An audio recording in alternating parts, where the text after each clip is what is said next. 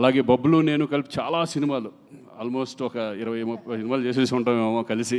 అప్పటి నుంచి మేము ఫ్రెండ్స్ లాగా ఉండేవాళ్ళం.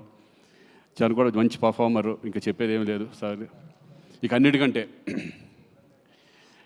మేము ఎప్పుడు ఎన్ని సినిమాలు, ఎన్ని సాంగ్స్ చిరంజీవి గారితో కానీ బాలకృష్ణ గారితో కానీ మేము చదువుకున్న రోజుల్లో ఎన్ని మూమెంట్స్, సాంగ్స్ కానీ మేము చూసి ఆ సినిమాలు చూసి మేము అంత ఎంజాయ్ చేసేవాళ్ళం.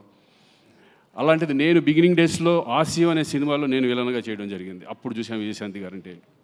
తర్వాత చాలా రోజుల తర్వాత, చాలా సంవత్సరాల తర్వాత మళ్ళీ నేను సెట్లోకి అడుగుతున్నప్పుడు చాలా కొంచెం ఇదిగా చాలా రోజుల తర్వాత మళ్ళీ విజయశాంతి గారితో చేయబోతున్నాను అని. కానీ అప్పట్లో ఎంత ఎనర్జీగా ఉన్నారో ఇప్పుడు అదే ఎనర్జీ. నిజంగా చూసి షాక్ అయ్యాను నేను.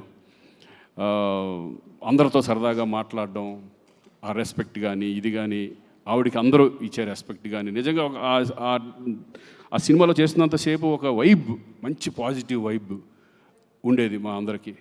నిజంగా మిమ్మల్ని చూసి చాలామంది ఇప్పుడున్న జనరేషను, మా జనరేషన్ అందరూ నేర్చుకోవాలి ఆ డెడికేషన్. నిజంగా 18 రోజులు 19 రోజులు నైట్లు అంత చేస్తాను. నేను అడిగా ఉండే డైరెక్టర్, విజయశాంతి గారు వస్తున్నారా ఈరోజు, చేస్తున్నారు. నిన్న పాపం 3 వరకు 2 వరకు చేశారు.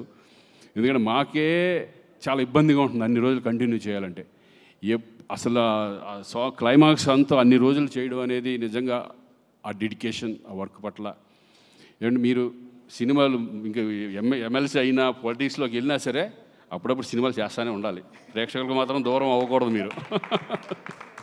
మంచి మంచి సినిమాలు, చక్కటి అప్పుడప్పుడు మంచి మంచి సినిమాలు చేస్తూ ఎప్పటికన్నా ఒక సాంగ్ కూడా మీరు మళ్ళీ చేయాలి. చూద్దాం ఏదో సరదాగా మళ్ళీ.